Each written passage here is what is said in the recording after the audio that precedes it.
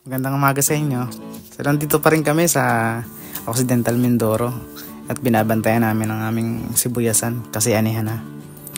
Kinamagahan, wala kaming ibang makain kaya ayun, napagdesisyon na namin bumili ng paborito ng lahat. Siyempre, Pansit Canton. Bumili na rin kami ng konting tinapay para may masarap na ka-partner. Ako na nga nagluto dyan.